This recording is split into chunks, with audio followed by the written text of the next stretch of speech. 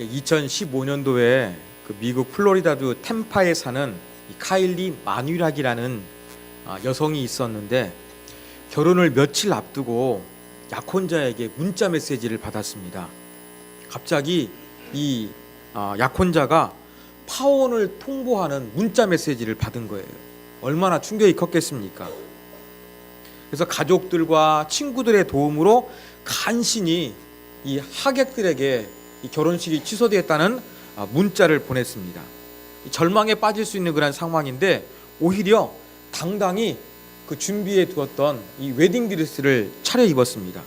그리고 자기를 축하해 주기 위해서 들러리 서려고 했던 친구들과 함께 컬러런, 즉 마음껏 막 색깔로 막 그 옷을 꾸미고 달리기 대회를 하는데, 이 컬러런 마라톤 대회에 참석했던 것입니다. 그래서 드레스를 입고 5km를 달린 뒤 무대 위에 올라가 신나게 춤을 추면서 슬픔과 충격을 날려버렸습니다. 그리고 어떤 마음이 들었느냐? 이제 약혼자에게 나하고 결혼해 주지 않아서 감사하다라는 그런 말을 전했습니다. 약혼자가 자기를 놓아 주었기 때문에 삶의 진정한 행복을 찾을 수 있었다라는 그러한 말을 했던 것입니다. 여러분, 파혼을 당하게 되면 얼마나 자존심이 상하고 창피스러워서 위축되기가 쉽습니까? 그런데 오히려 이 카일리는 자신의 삶을 보다 근본적으로 행복하게 만든 삶의 터닝 포인트로 만들었던 것입니다. 어쩌면 평생 지울 수 없는 상처로 남을 법했지만, 이 달리기 참여를 통해서 자기의 마음이 이러한 모든 것들을 잘 극복했다는 것들을 보여주는 그러한 여인이 되었습니다. 오늘은 여러분 이렇게 강단을 보시면 아시겠던 것처럼 우리가 한 해를 바라보며 하나님께 감사하는 추수감사절입니다. 여러분, 오늘 감사 예배를 드리는데 어떠한 마음으로 감사하는지 모르시겠어요? 아까 찬양 인도하는 집사님 말씀하셨던 것처럼 어떤 사람은 내가 별로 감사할 게 없다 그렇게 느껴질 수도 있고, 어떤 분은 정말로 좋은 일이 많았던 2017년이 될 수도 있을 것입니다. 그런데 우리 집사님 이야기했던 것처럼 조금 더 우리의 삶을 그렇게 깊이 들여다보면 여러 흔적 가운데서 하나님께서 감사의 역사를 행하셨음을 알 수 있는 부분들이 많이 있습니다. 그래서 오늘은 말씀을 통해서 우리가 조금 더 형식적인 감사가 아니라 마음 깊은 곳에서 우러나오는, 마음으로 표현하는 감사가 될 수 있도록 우리가 하나님 말씀을 살펴보기를 원합니다. 자, 바리새인 시몬이라는 사람이 예수님을 식사에 초대를 했습니다. 원래 유대인들의 식사 가운데는요, 두 종류가 있었습니다. 하나는 일반 식사입니다. 주로 여러분 집에서 매일 삼시세끼를 드시는 것처럼 그렇게 집에서 먹는 식사입니다. 여러분 식사할 때 앉아서 드시는 것처럼 일반 식사할 때는요, 그렇게 앉아서 먹었습니다. 그런데 유대인들은 특별 식사, 즉 연회를 열었을 때, 파티를 열었을 때에는요, 조금 특별한 식사를 했습니다. 바로 어떤 식사였느냐? 누워서 비스듬히 누워서 음식을 먹었습니다. 그리고 이런 특별 식사에는 손님을 초대하겠죠. 그런데 먹고 마실 사람만 초대한 것이 아니라 그 당시에는 유명한 랍비, 유명한 선생님을 초청해가지고 함께 밥을 먹으면서 그분의 강의를 듣고 또 궁금한 게 있으면 그분과 토론하게 되는, 이것이 바로 특별 식사였습니다. 지금 바리새인 시몬이란 사람이 이 특별 식사에 예수님을 초대한 것입니다. 그러면 이 특별 식사에 초대받은 손님들은 어떻게 하느냐? 이제 집안에 들어옵니다. 그러면은 소파에 몸을 기댑니다. 그리고 비스듬히 몸을 그렇게 눕습니다. 근데 머리는 식탁을 향하게 합니다.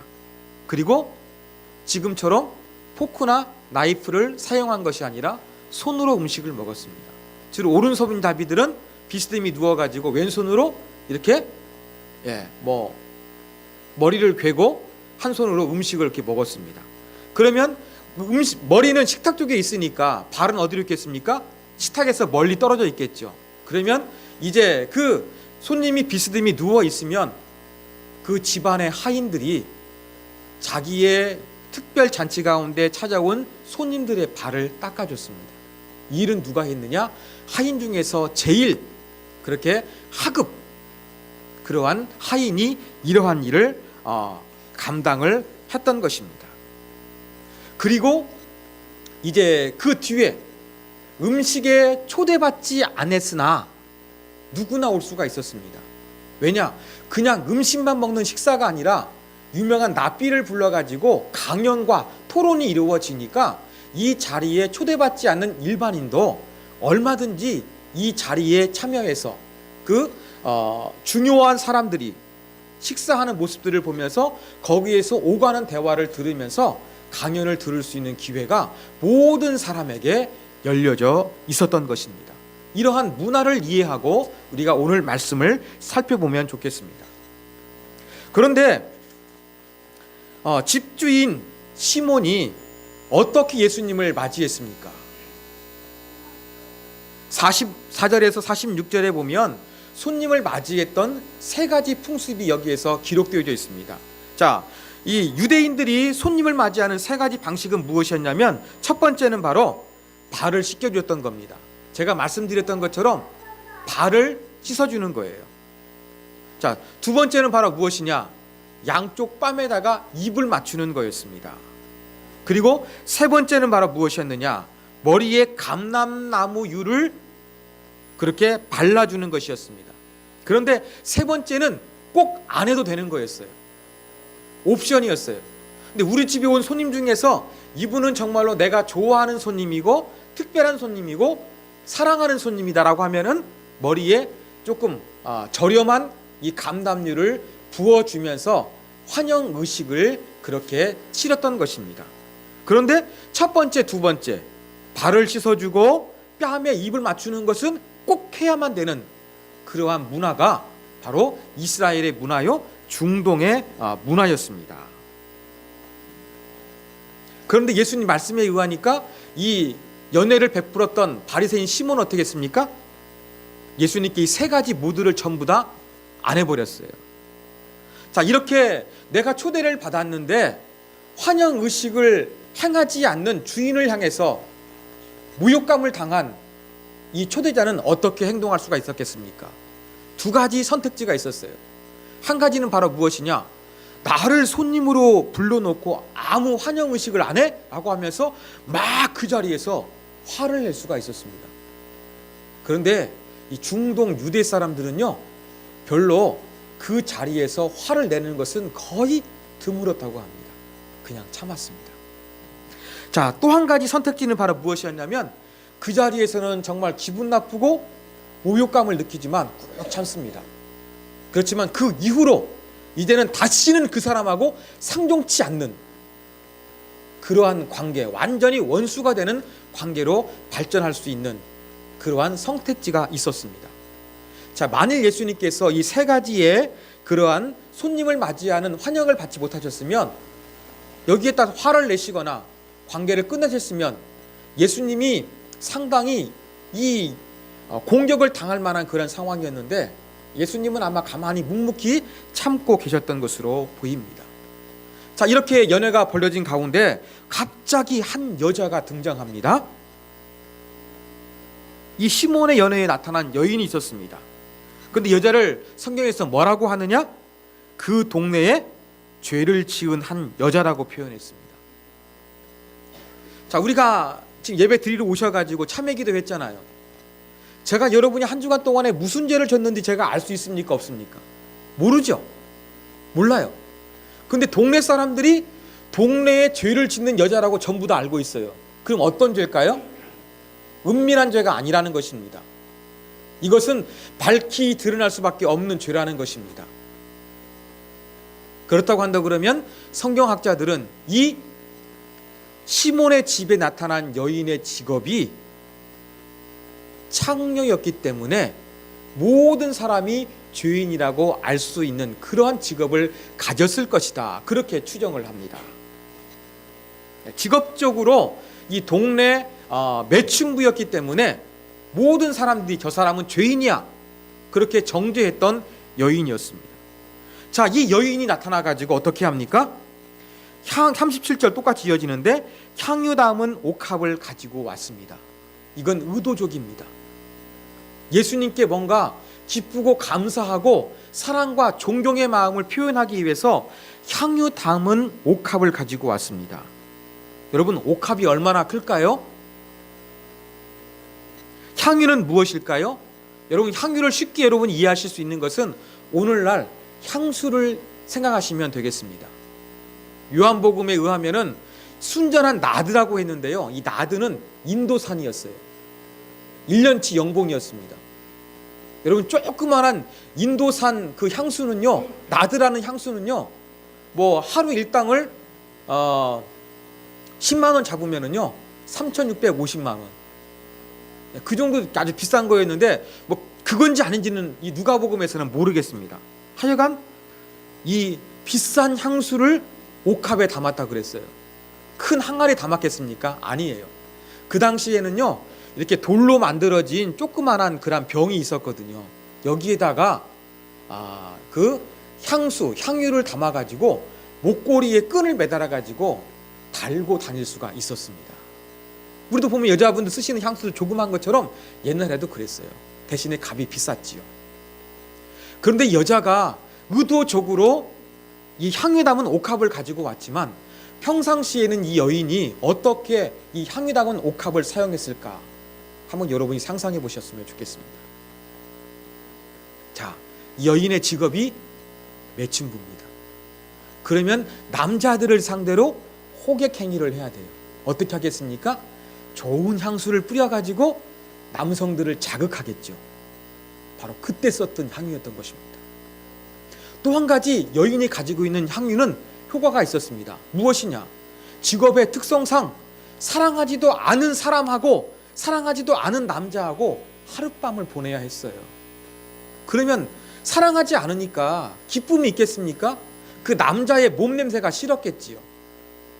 또 이 향유를 통해 가지고 그 사랑하지도 않는 절대 모르는 남자인 이 사람의 퇴치를 맡을 수 없게 없애주는 역할했던 것이 바로 무엇이었냐? 바로 향유였습니다. 그러면 이 향유라는 것은 이 여인이 가지고 있었던 비싼 물건이었지만 자신의 직업적인 활동을 위해서 꼭 필요했던 그러한 물건이라는 것입니다. 특별히 자기가 직업적으로 뭔가 남성과 관계를 맺을 때 사용하는 그러한 도구였다는 것입니다.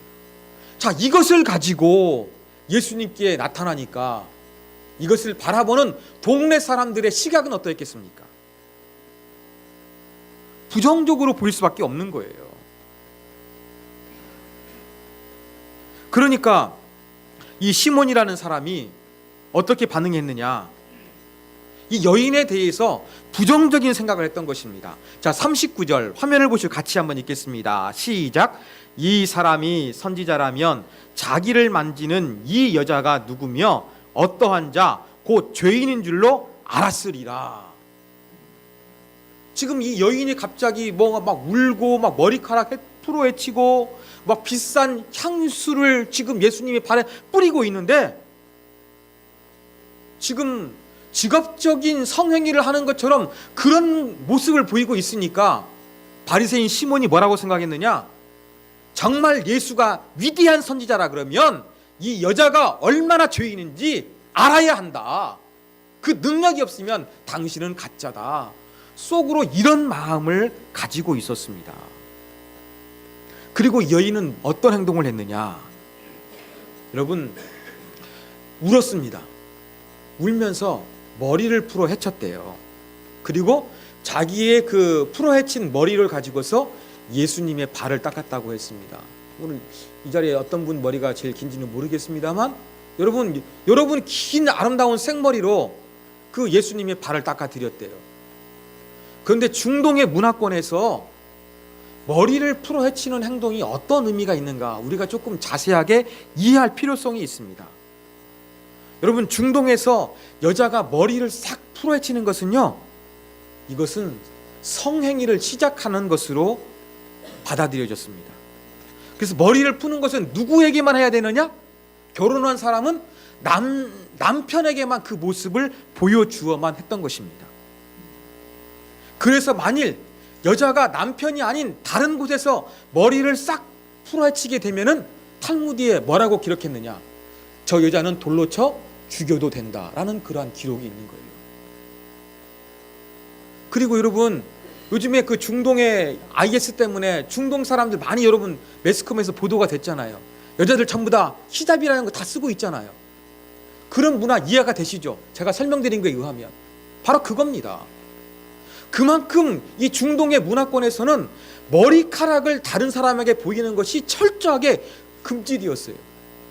그런데 직업도 매춘부인 여자가 직업적인 행위를 할 때 쓰는 향수를 가져와서 그것도 머리까지 풀어헤치면서 예수님에게 하고 있으니까 이 시몬이 볼 때에는 도저히 용납할 수 없는 그러한 행동으로 규정하면서 당신이 정말로 선지자라 그러면 이 여자의 직업이 무엇이고 얼마나 큰 죄를 짓고 있는지 분명히 아셔야 됩니다. 속으로 이런 생각을 하고 있었던 것입니다. 그런데 우리 예수님은 사람의 중심을 보이기 때문에 바리새인 시몬의 마음을 아셨습니다. 그리고 말씀하셨습니다. 비유로 말씀하셨습니다. 어떤 비유입니까? 두 명의 빚진 사람의 비유를 말씀하셨습니다. 자, 500데나리온 빚진 자, 그 다음에 50데나리온 빚진 자가 있었습니다. 여러분, 데나리온은요, 그 당시에 그 막노동을 하는 일용직 근로자의 하루 수당이 1데나리온이었습니다. 그렇다고 한다 그러면 500데나리온은요, 약 1년 반에서 2년 정도 벌어야 벌 수 있는 그런 금액이었고, 그 다음에 50데나리온은 약 한 달 반에서 2달 사이를 일해야 벌 수 있는 돈의 금액이었습니다. 자, 하루 일당 10만 원으로 계산해 볼까요? 500데나리온은 얼마입니까? 5천만 원이에요. 대신에 500데나리온은 500만 원입니다. 자, 그러면 이 두 빚진 자가 있는데 이 두 빚진 자가 한 사람한테 모두 빚을 졌습니다. A라는 사람은 500데나리온 빚을 졌고 한 사람은 500데나리온 졌습니다. 그 빚진 자는 어떻게 해야 되느냐? 빚을 꼭 갚아야만 했어요. 근데 빚을 못 갚아요. 그러면 채권자는 어떻게 할 수가 있었느냐? 채권자는요, 빚을 갚지 못하면은 빚진 사람을 감옥에 쳐 넣을 수가 있었습니다. 그래서 가족이 빚진 돈을 가져오게 되면 그 사람을 석방시켜 줄 수 있는 권리가 있었어요. 또 한 가지 가능성은 무엇이냐? 유대 문화에게는 50년마다 돌아오는 희년이 있지요. 근데 이스라엘 역사를 보면 희년은 잘 안 지켜졌습니다. 희년이 돌아오면 모든 부채로부터 자유로워져서 자유롭게 살아갈 수 있는 방법이 있었습니다. 근데 이건 거의 역사 속에서 지켜지지 않았어요. 그러면 빚을 못 갚으면 감옥에 가야 되는 거예요. 이게 채권자의 의무였어요. 그런데 채권자가 너무 마음씨가 좋아가지고 500데나리온 빚진 자나 50데나리온 빚진 자나 모두 내가 다 너희의 모든 그 대출금을 탕감해 주겠다. 전부 다 탕감해 줬어요. 그러면 누가 더 기쁘겠습니까? 여러분, 5천만 원 탕감 받은 사람이 기쁘겠습니까? 아니면은 500만 원 탕감 받은 사람이 기쁘겠습니까? 5천만 원이겠지요. 이러한 비유를 통해서 예수님 뭘 말씀하셨습니까? 이 여인은 바로 500데나리온 탕감 받은 사람처럼 많은 하나님의 사랑과 많은 하나님의 용서를 입었기 때문에 기쁨으로 한 행동이고, 바리새인도 시몬은 바로 500데나리온 탕감 받은 자처럼 감사할 게 별로 없어서 나를 초대해 놓고도 그렇게 극진한 예를 행하지 아니했다. 예수님께서 이것을 지금 말씀하여 주신 것이었습니다. 여러분, 여인의 행동은 바로 하나님의 많은 사랑을 받았기 때문에 거기에서 우러나오는 행동으로 예수님은 부정적으로 보신 것이 아니라 긍정적으로 바라보신 것이었습니다. 자, 여기서 우리가 조금 더 이 여인의 모습을 조금 더 관찰해 보기를 원합니다. 자, 38절 말씀 같이 한번 읽겠습니다. 시작.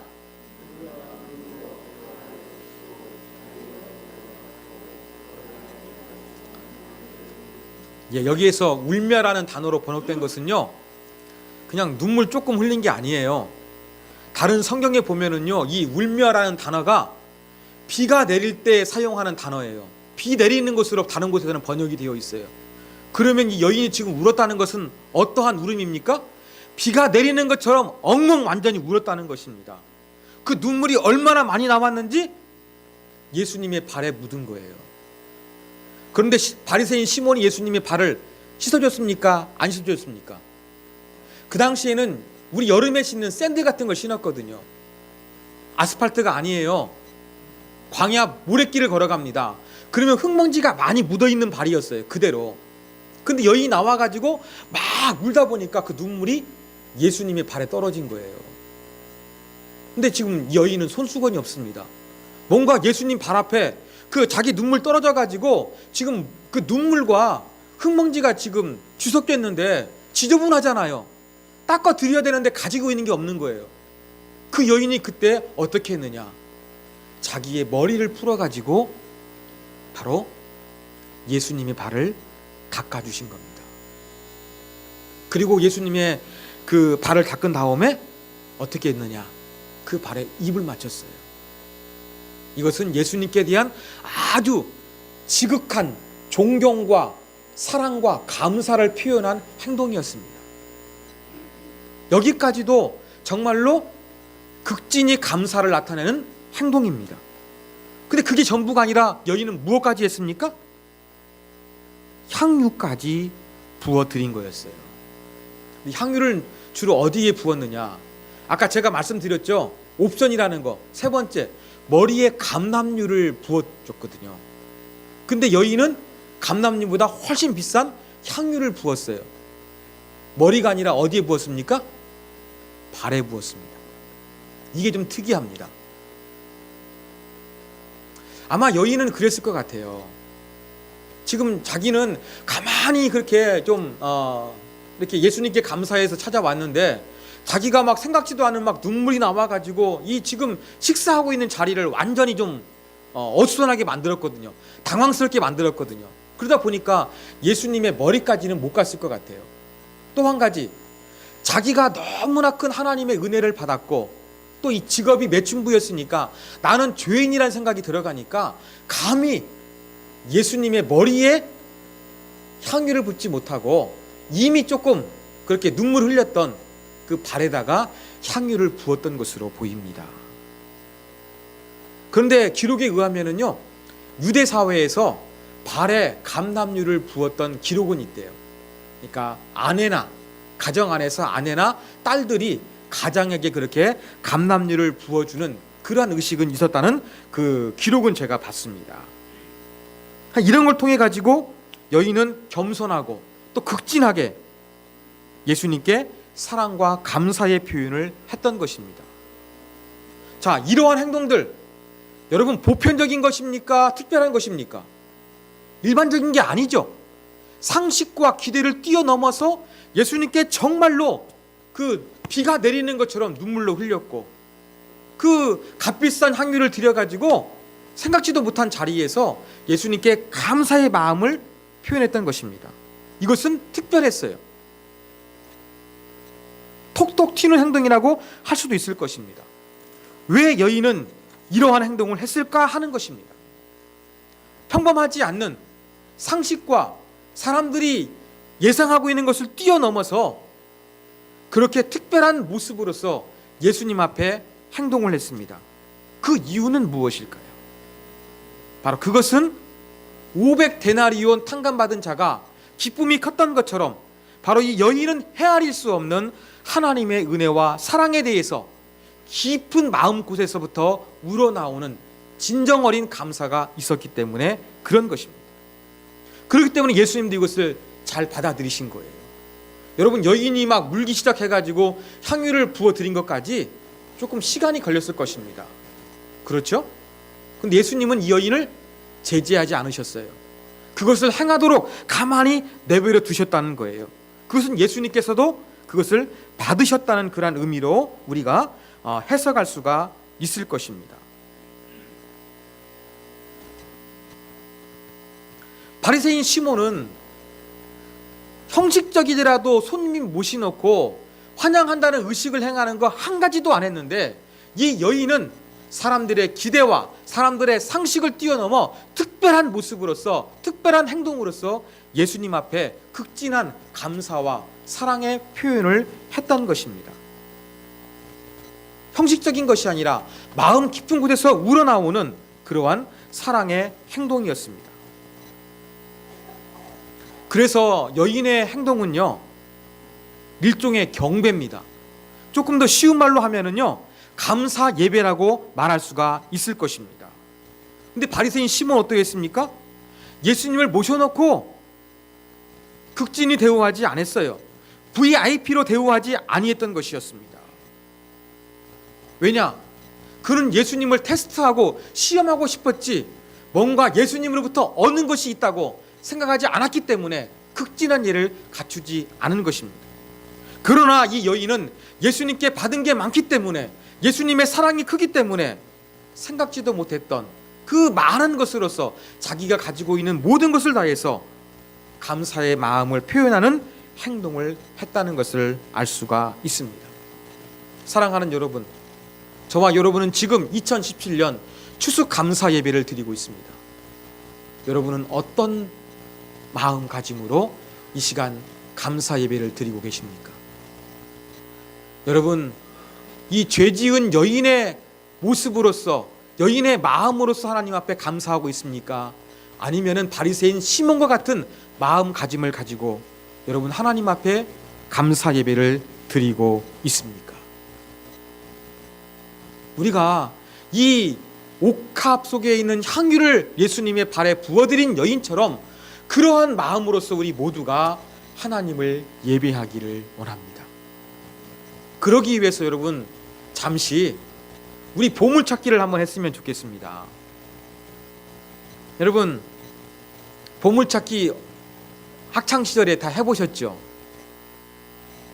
저는 보물찾기 잘 못 찾았던 사람인데 여러분 보물찾기 다 해보셨을 것입니다. 보물찾기의 의도는 무엇입니까? 찾을 수 있도록 하는 겁니까? 못 찾아서 골탕 먹이는 겁니까? 찾을 수 있도록 하는 거예요. 그런데 이 보물찾기에는 교육적인 효과도 있지요. 어디에 숨깁니까? 발상의 전환을 하지요. 그래서 생각지도 않은 곳에 숨겨 놓습니다.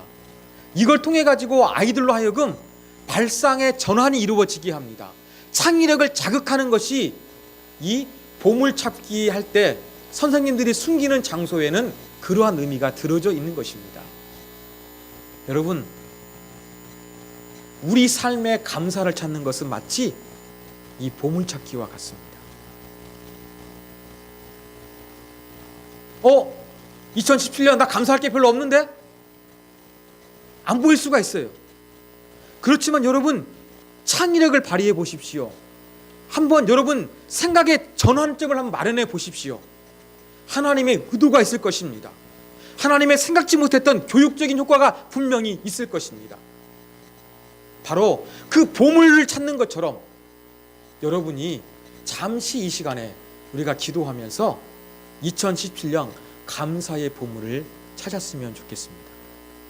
여러분 감사할 게 없을 것 같아도 우리 이상경 집사님 이야기했던 것처럼 곡을 뽑고 감사하려는 감사한 마음이 없는데 생각해보니까 감사의 조건이 나왔던 것처럼 여러분 감사의 보물을 얼마든지 여러분이 찾을 수가 있습니다. 그래서 여러분 오늘 이 시간에는 잠시 저와 여러분이 기도하면서 여러분이 지금까지 인식하지 못했던, 찾지 못했던 이 감사의 보물을 발견하면서 하나님 앞에 이 여인처럼 감사 예배를 드렸으면 좋겠습니다. 여기 보시는 여러분 곡식과 과일이 있습니다. 아름답지 않습니까? 사랑의 마음으로 준비했던 것처럼 이제 우리 마음 가운데 이 아름답게 장식된 과일처럼 하나님 앞에 감사의 마음을 드렸으면 좋겠고, 이 시간 잠시 기도를 통해서 감사의 보물을 발견하시는 저와 여러분이 되기를 간절히 소망합니다. 잠시 여러분, 하나님, 내가 깨닫지 못했던 감사 제목이 있습니까? 감사의 보물을 찾을 수 있도록, 또 이것을 고백할 수 있도록 이 시간도 은혜를 베풀어 주옵소서. 하나님 앞에 우리 감사를 찾고 감사를 고백하는 기도를 잠시 드리도록 하겠습니다.